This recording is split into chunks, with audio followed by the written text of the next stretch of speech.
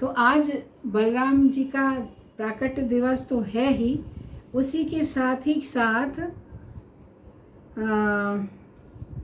झूलन यात्रा की भी आज समापन है। जैसे ये श्रावण महीना चल रहा है तो श्रावण महीने में झूला उत्सव का विधान है और ब्रजभूमि वृंदावन में झूला उत्सव की बहुत ही ज़्यादा महिमा है। जैसे कहीं कहीं तो पूरे एक मास तक हर मंदिरों में राधा कृष्ण को झूला झुलाया जाता है। और जो अंतर्राष्ट्रीय कृष्ण भावनामृत संघ है, इसमें से 5 दिवसीय या कभी कभी 4 दिवसीय कार्यक्रम होता है।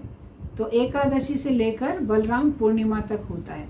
कभी बलराम पूर्णिमा 4 दिवस में आ जाती तो 4 ही दिन झूलन यात्रा होती है, कभी एकादशी से 5 दिन होते हैं तो 5 दिन झूलन यात्रा होती है। और इस झूलन उत्सव के पीछे एक ही उद्देश्य होता है कि जैसे जीव का स्वरूप है ना, कि भगवान का वो नित्य दास है। तो नित्य दास होने के कारण कि वो भगवान को आनंद प्रदान करना चाहता, उसका जो वास्तविक स्वरूप क्या है कि वो भगवान को आनंद प्रदान करे। जैसे कि कहा जाता है कि यदि हम स्वतंत्र रूप से अपने आप को आनंदित रखना चाहते हैं तो हम कभी भी सुखी नहीं रह पाएंगे, क्योंकि जितना भी हम सुख भोग करने की इच्छा करते हैं तो क्षणिक हमें सुख प्राप्त होता है, लेकिन अगले ही पल किसी न किसी प्रकार की कुछ ऐसी स्थिति बनती है, कुछ दुखद घटना हो जाती है, या कुछ ऐसा शोक संदेश हमें प्राप्त होता है, या कुछ विपत्ति ऐसी आ जाती है कि हम कभी भी पूरे समय आनंदित नहीं रह सकते। लेकिन यदि कोई व्यक्ति चाहता है कि मैं सदैव आनंद में रहूं, तो उसके लिए एक ही उपाय है कि भगवान की सेवा में अपने आप को नियोजित करना चाहिए। जैसे कि श्रीमद् भागवतम में कहा गया है ना, सव पुंसाम परो धर्म यतो भक्तिर अधोक्षजे अहतुकी अप्रतिहता ययात्मा सुप्रसिद्धति। तो क्या कहा गया है कि हर व्यक्ति का धर्म है, परम धर्म है। परम धर्म क्या है कि वह भगवान की सेवा करे। और कैसी सेवा करे? अहेतुकी, उसमें कोई स्वार्थ नहीं हो, निस्वार्थ भाव से सेवा करे। और कैसी सेवा हो? निरंतर अखंडित सेवा। ऐसा नहीं कि किसी दिन छुट्टी है तो आज हम सेवा नहीं करेंगे, ऐसा नहीं है। उसका विधान ही यही है कि अखंडित सेवा है। और जब ऐसा करता है तो ययात्मा सुप्रसिद्धति, तो जो आत्मा है उसको शाश्वत आनंद की अनुभूति प्राप्त होती, या शाश्वत आनंद उसे प्राप्त होता है। इसके अलावा और कोई उपाय नहीं है जिसके द्वारा जीवात्मा सदैव आनंद में रह सके। एक ही उपाय है। तो इसी प्रकार से जो ब्रज के लोग हैं, जो ब्रजवासी हैं, उनका तो उद्देश्य ही केवल और केवल राधा कृष्ण को आनंद प्रदान करना है।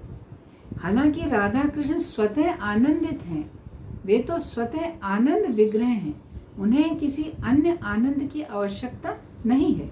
लेकिन जब भगवान यह प्रकट होते हैं तो भगवान का उद्देश्य यही होता है कि वे अपने भक्तों के साथ जो 5 रस हैं, भक्ति के जो आध्यात्मिक रस हैं, उनका आदान प्रदान करके स्वयं भी आनंदित होते हैं और अपने भक्तों को आनंद प्रदान करते हैं, जो भगवान के शुद्ध भक्त हैं। तो इस तरह से जो ये मानसून है, बारिश का जो मौसम होता है, इसमें जब बारिश होती है तो बारिश जैसे पर्याप्त नहीं होती है तो क्या होता है, पृथ्वी से बहुत उमस उत्पन्न होती है। जैसे धरती में पानी गिरता है और धरती इतनी तप्त होती है कि उसमें से ऊष्मा निकलती है, जिसके कारण वातावरण बहुत उमस भरा हो जाता है। तो उस उमस से राहत पाने के लिए ये झूलन उत्सव का विधान है कि जब झूला इधर उधर घूमता है तो उससे क्या होता है, पवन का आनंद आता है, जैसे वायु की प्रतीति होती है। तो उस तरह से जो ये उमस भरा वातावरण है, इससे राहत मिलती है। तो इस तरह से ब्रज के जो लोग हैं वो राधा कृष्ण के लिए इस तरह की व्यवस्था करते हैं कि उनको झूला झुला के उन्हें आनंद प्रदान किया जाए। तो ऐसे हुआ एक बार कि राधा रानी की जो सखियां हैं और भगवान श्री कृष्ण के जो सखा हैं, सभी ने योजना बनाई, तैयारी की कि भगवान के लिए झूलन उत्सव की व्यवस्था की जाए। बहुत सुंदर झूला सजाया गया, उसमें फूल है, रत्न, हीरे जवाहरात, सभी प्रकार की जो चीज़ें उसमें लगाई गई, रेशम वस्त्र हैं और बहुत अच्छा उसमें बैठने का आसन तैयार किया गया। तो इस तरह से खूब तैयारियां हो रही हैं और राधा रानी भी इस चीज़ के लिए तैयार हैं कि झूला उत्सव होने जा रहा है, तो बहुत प्रसन्न है और राधा रानी तैयार हो रही हैं, अपने आप को श्रृंगारित कर रही, बहुत अच्छे से भगवान को प्रसन्न करने के लिए अपना श्रृंगार कर रही हैं। राधा रानी को आने में विलंब हो रहा है, तो यहाँ पर सखियाँ जो है पूरी तैयारी कर रही हैं, मतलब तरह तरह के फल हैं, फूल हैं और बहुत सारे व्यंजन हैं भगवान और राधा रानी को भोग लगाने के लिए। पान है, कई प्रकार के शरबत हैं, कई प्रकार के रस हैं, हर तरह से बहुत ही उन्नत तरीके से सारी तैयारी करी जाती है झूला उत्सव की। और राधा रानी तैयार हो रही, उन्हें आने में विलम्ब हो रहा है। इतने में नारद जी आते हैं और नारद जी भगवान से मिलते हैं, प्रणाम वगैरह होता है। और नारद जी एक ऐसे व्यक्तित्व हैं जिन्हें कहीं भी किसी प्रकार की कोई रोक टोक या किसी प्रकार की उन्हें यात्रा करने के लिए किसी साधन की आवश्यकता नहीं है। केवल संकल्प करना है उन्हें कि मुझे वैकुंठ जाना है, तो वैकुंठ में लक्ष्मी नारायण के बीच में उपस्थित हो जाते हैं। राधा कृष्ण से मिलने जाना तो दोनों के बीच में उपस्थित हो जाएंगे। कोई रोक टोक नहीं है, कोई उन्हें अनुमति किसी से नहीं लेनी है। उन्हें भगवान की इस प्रकार की वरदान प्राप्त है कि वो चाहे जब कहीं भी आ जा सकते हैं बेरोक टोक। तो ऐसे भगवान के पास जब नारद जी आते हैं और भगवान कहते हैं कि भाई मैं बहुत प्रसन्न हूँ आपसे, तो आप मुझसे कोई वरदान मांगिए, मैं आपको वरदान देना चाहता हूँ। तो नारद जी कहते हैं कि अभी तो फिलहाल तो मुझे कोई वरदान ऐसा चाहिए नहीं, मुझे आवश्यकता नहीं लग रही है, लेकिन जब मुझे आगे भविष्य में कभी ऐसा लगेगा कि मुझे आपसे वरदान चाहिए तो मैं मांग लूँगा उस समय। तो भगवान कहते हैं ठीक है, ऐसा भगवान उनसे कह देते हैं। और देख रहे हैं, नारद जी देख रहे हैं वहाँ पर झूलन उत्सव की तैयारी हो रही। और झूलन उत्सव कहाँ हो रहा है कि जो नंद गांव में ललिता कुंड है, ललिता कुंड के पास ही झूलन हो रहा है। अब झूलन की तैयारी हो रही है। अब नारद जी वहाँ पहुँचे हुए हैं। तो नारद जी कहते हैं, इसके पहले मैं क्षमा करें थोड़ा सा भूल गई थी कि इसके पहले जब राधा रानी बहुत छोटी बालिका हैं, उनका दर्शन करने जाते हैं। और जब दर्शन करने जाते हैं तो राधा रानी प्रसन्न होकर उन्हें अपने किशोर वय का दर्शन कराती हैं, किशोरी के रूप में दर्शन कराती हैं।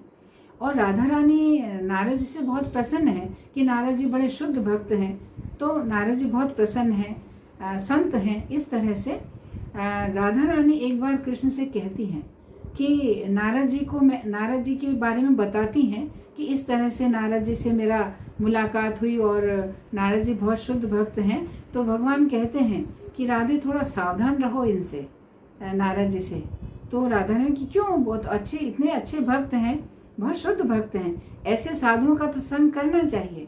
तो भगवान कहते हैं कि देखो मैं तुम्हें चेतावनी दे रहा हूँ कि तुम सावधान रहो इनसे, बाकी तुम्हारी मर्जी है। तो नारद जी से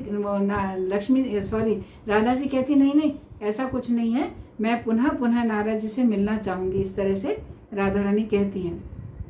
तो भगवान तो कहते हैं राधा रानी से कि भाई इनसे सावधान रहना, क्योंकि सभी लोग जानते हैं इस बारे में कि नारद जी शुद्ध भक्त तो हैं निश्चित रूप से, लेकिन नारद जी का एक कार्य है जो अच्छी प्रकार से जानते हैं कि नारद जी कई बार इस तरह की लीलाएं करते हैं जहाँ दो पक्षों में कभी भी ऐसा मधुर झगड़ा भी हो जाता है, कभी झगड़ा उग्र रूप भी धारण कर लेता है। इस तरह से नारद जी की ये भी एक विशेषता है।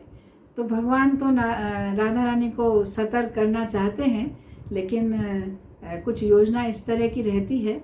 तो नारद जी देखते हैं झूला उत्सव की पूरी तैयारी हो गई है और ललिता कुंड है वहाँ पर, जब आते हैं नारद जी, तो नारद जी को वो ध्यान आता है कि मेरा एक वरदान जो है भगवान के पास जमा है। तो भगवान से कहते हैं कि आप मुझे एक वरदान देना चाहते थे, तो आज मैं आपसे एक वरदान मांगता हूँ, आप प्लीज़ मेरी कृपा करके मेरी आप इस इच्छा को पूरा कीजिए। तो भगवान कहते हैं हाँ बताइए कौन सी इच्छा है आपकी, मैं अवश्य पूरा करूँगा। तो नारद जी कहते हैं कि देखिए ये ललिता कुंड के तट पर झूलन उत्सव की इतनी सुंदर तैयारी आपके सब गोपियों ने, आपके गोप सखाओं ने की है।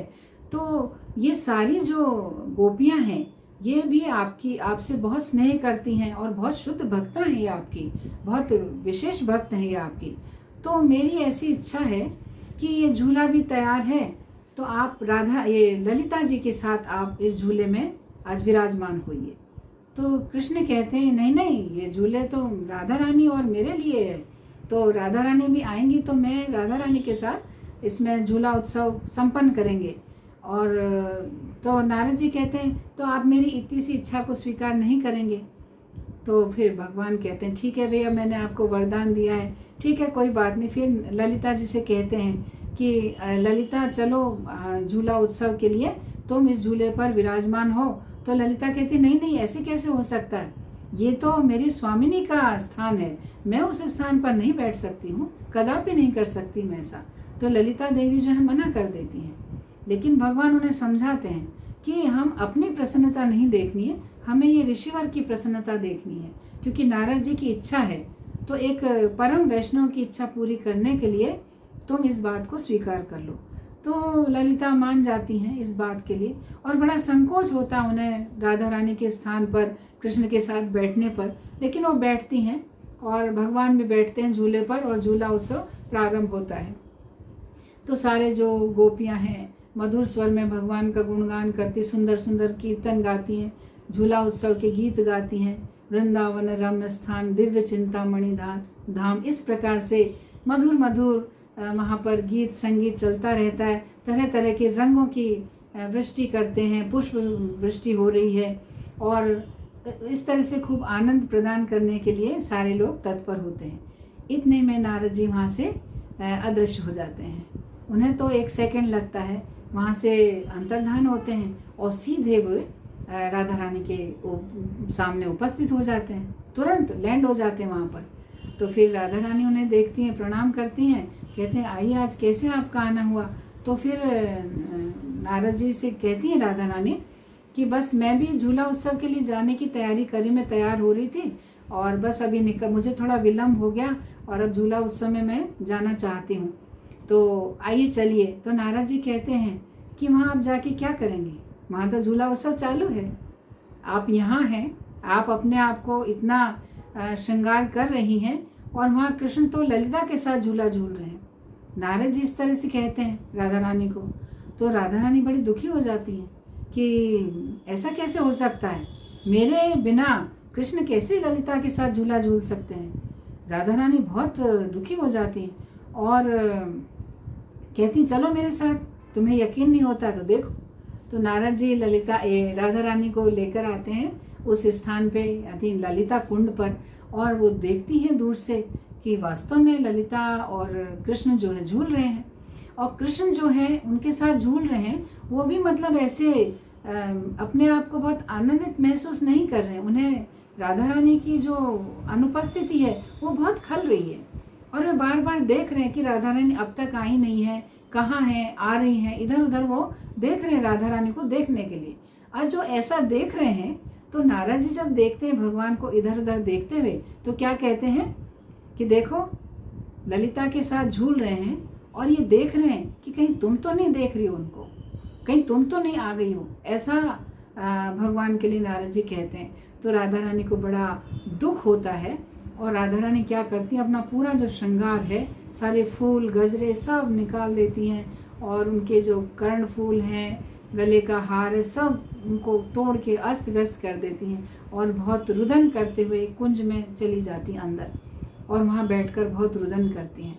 इधर फिर अब भगवान सोचते हैं कि नारद जी कहाँ गायब हो गए, बहुत देर से देख रहे हैं, लेकिन नारद जी प्रकट होते हैं और कहते हैं, पूछते हैं कि आप कहाँ थे? बस यहीं मैं परिक्रमा कर रहा था, इधर उधर मैं देख रहा हूँ, बहुत अच्छा लग रहा है, आप झूल रहे हैं इस तरह से। तो फिर नारद जी को पूछते हैं कि राधा रानी कहाँ है, अभी तक आई नहीं राधा रानी। तो फिर नारद जी कहते हैं पता नहीं, शायद आती होंगी। फिर पुनः भगवान पूछते हैं तो कहते हैं कि आप ढूंढिए उनको। भगवान झूला छोड़ देते हैं उस समय और राधा रानी को के लिए व्यथित होते हैं, चिंतित होते हैं। फिर नारद जी कहते हैं कि आप ही ढूंढ लीजिए, कहीं कुंज में यहीं कहीं होंगी राधा रानी। फिर भगवान राधा रानी को ढूंढते हैं, जाते हैं तो फिर देखते हैं कुंज में किसी की रोने की आवाज़ आ रही है। तो भगवान देखते हैं कि राधा रानी रुदन कर रही हैं। तो भगवान कहते हैं राधे, तो कहते राधे क्या हुआ? तो कहती चले जाओ यहाँ से। राधा रानी बहुत कुपित हो जाती, बात मत करो मुझसे, मैं आपका चेहरा भी नहीं देखना चाहती। तो फिर कहते हैं कृष्ण मुझसे क्या अपराध हुआ है? अच्छा अपराध पूछ रहे हो? आप ललिता के साथ झूला झूल रहे हैं, मैं झूला उत्सव के लिए तैयार हो रही हूँ और आप मेरे नहीं आने पर ललिता के साथ झूला झूल रहे हैं और मुझसे कह रहे हैं कि मुझसे क्या अपराध हुआ? इसी समय चले जाओ, मैं तुम्हारा ये काला चेहरा नहीं देखना चाहती। बहुत ज़्यादा राधा रानी नाराज होती हैं और भगवान से बिल्कुल बात करने के उसमें नहीं रहती। भगवान तो बड़े परेशान हो जाते हैं। फिर भगवान बाहर आते हैं और जो उनकी जो राधा रानी की मंजरियां हैं, जो गोपियां, उनसे कहते हैं कि जाओ तुम राधा रानी को समझाओ, देखो बहुत कुपित है, मान में है राधा रानी। फिर जाती हैं, वे जाकर राधा रानी से अनुनय विनय करती हैं, बहुत समझाती हैं, फिर भी वे नहीं आती। तो फिर इतने में नारद जी आ जाते हैं और नारद जी आ जाते हैं तो फिर भगवान देखते हैं नारद जी की ओर और फिर राधा रानी को देखते हैं। तो फिर भगवान कहते हैं नारद जी से अब कुछ तो बोलो आप, सारा तो आपका किया धरा है, ये कुछ तो कहिए आप। तो फिर भगवान कहते हैं राधा रानी को कि देखो ये जो सारा काम है, मैं तुमसे पहले ही कह रहा था कि ये नारद जी जो हैं इनसे तुम सावधान रहो, लेकिन तुमने मेरी चेतावनी नहीं मानी। तो ये जो आज हम दोनों के बीच में जो ये जो दृश्य उपस्थित हुआ है, उसके पीछे सूत्रधार कौन है? नारद जी हैं। तब नारद जी फिर राधा रानी से कहते हैं हाँ हाँ बोले, ये बात ये सही कह रहे हैं कृष्ण कि मैंने ही इस तरह से श्री कृष्ण से वरदान मांगा था और कहा था कि ललिता देवी के साथ आप झूला झूलिए, और फिर मैंने इधर आपसे कह दिया कि आप यहाँ अपने आप को श्रृंगार कर रही हैं, वहाँ ललिता के साथ कृष्ण जो है झूला झूल रहे हैं। इस तरह से राधा रानी को बोलते हैं। फिर बाद में फिर कहते हैं नारद जी कि मैं अब एक वरदान और आपसे चाहता हूँ। तो भगवान कहते अब और क्या वरदान आप चाहते हैं? तो नारद जी कहते हैं मैं एक वरदान ये चाहता हूँ कि मैं राधा गोविंद को एक साथ झूला झूलते हुए मैं दर्शन करूँ, उनको परम आनंदित होते हुए, आनंद से विभोर होते हुए मैं उनका दर्शन करूँ। इस तरह से भगवान से कहते हैं। फिर राधा रानी को फिर से जो उनकी जो मंजरियाँ हैं, जो सखियाँ हैं, वे उनको श्रृंगार करती हैं, क्योंकि उन्होंने अपना श्रृंगार सब अस्त व्यस्त कर दिया था। फिर राधा रानी को पुनः श्रृंगार करके वे लेकर आती हैं। फिर राधा और कृष्ण जो है झूला झूलते हैं। तो इस तरह से भगवान की झूलन यात्रा, झूलन उत्सव संपन्न होता है।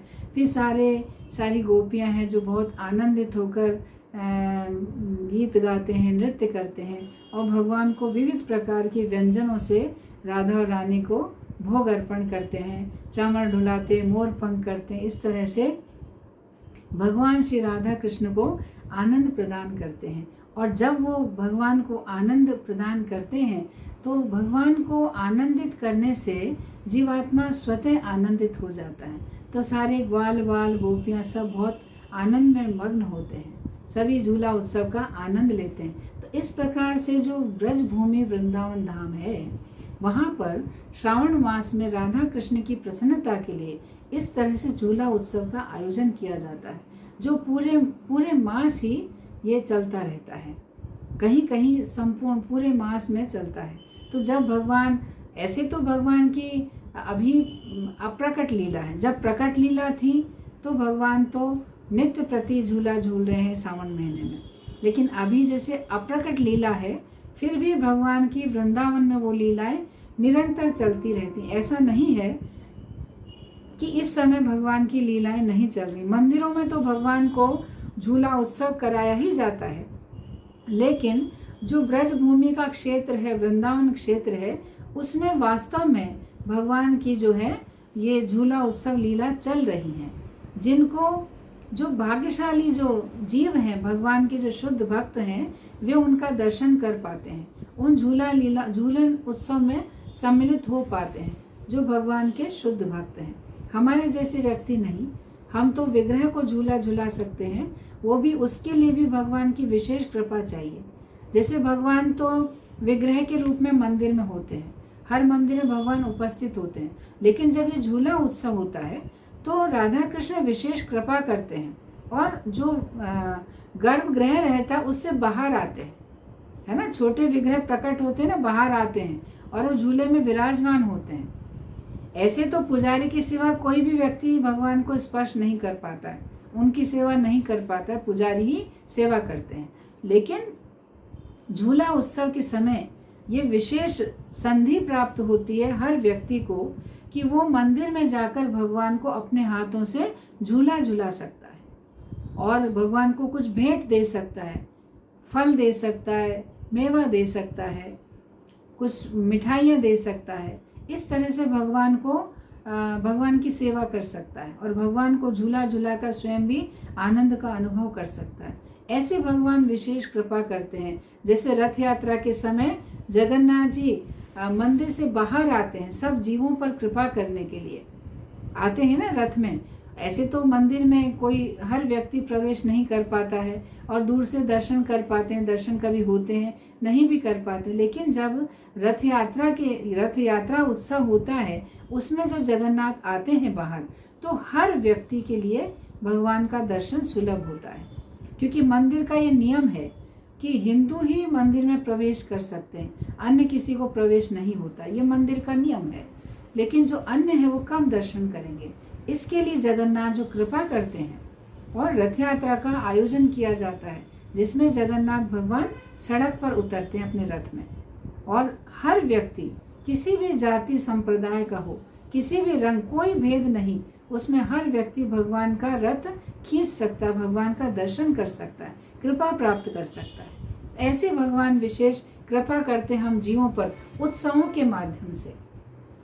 ये जो उत्सव होते हैं, जैसे आज बलराम पूर्णिमा है, तो बलराम जी की कृपा प्राप्त करने के लिए इस उत्सव में भी शामिल होना चाहिए। लोग जानते ही नहीं, लोग सिर्फ रक्षाबंधन जानते हैं कि आज के दिन रक्षाबंधन है, भाई बहन को राखी बांधता है और बस मिठाई का आदान प्रदान होता है, हो गया रक्षाबंधन। लेकिन ये नहीं पता है शास्त्र में इसका और क्या विधान है। तो रक्षाबंधन के दिन बलराम पूर्णिमा है, तो असली में तो ये तो ठीक है, परिपाटी है रक्षाबंधन की, लेकिन असली में तो रक्षा करने वाले भगवान हैं। तो भगवान से प्रार्थना करनी चाहिए, उन्हें प्रसन्न करने के लिए हमें कुछ सेवा करनी चाहिए। असली रक्षा करने वाले जो हैं वो भगवान हैं, वो हमारी रक्षा करें तभी रक्षा हो पाती, अन्यथा रक्षा होना संभव नहीं है। तो ऐसे भगवान की मधुर लीलाएं हैं जो ब्रजभूमि वृंदावन में सदैव चलती रहती हैं। इसीलिए वृंदावन की महिमा है कि वृंदावन जाना चाहिए, क्योंकि वृंदावन जब जाते हैं तब हम उस भूमि की कृपा हमें प्राप्त होती है। जो धाम है, भगवान वहाँ पर रहते हैं। भगवान स्वयं कहते भी हैं कि मैं वृंदावन को त्याग करके एक कदम भी बाहर नहीं रखता हूँ। अर्थात श्री कृष्ण जो है वृंदावन का कभी भी परित्याग नहीं करते हैं। और वृंदावन जो गोलोक धाम है भगवान का, जो इस धरती से परे है, गोलोक धाम, उस गोलोक धाम की ही प्रतिकृति है ये जो वृंदावन है। भारत भूमि पे जो वृंदावन है वो वहाँ से गोलोक धाम से भिन्न नहीं है, अभिन्न है, उसमें इसमें कोई भेद नहीं है। आज भी भगवान की वहाँ पर लीलाएं चल रही हैं, लेकिन हमारे जैसे व्यक्ति उन्हें नहीं देख पाते। उसे देखने के लिए वैसी दृष्टि चाहिए जो दृष्टि हमारे पास नहीं है। हमारी दृष्टि कलुषित है, भौतिक भोगों के कारण या भौतिक जो हमारी वासनाएं हैं उनके कारण हमारी दृष्टि जो है वो कलुषित है। लेकिन यदि हम भगवत सेवा करके, भगवान के नामों का उच्चारण करके, कथा श्रवण करके अपने आप को शुद्ध करते हैं, तो भगवत कृपा से, गुरु कृपा से एक दिन हम भी भगवान की लीलाओं को देखने में समर्थ हो सकेंगे, भगवान की कृपा से। तो बस ये यहाँ पर हम रुकते हैं।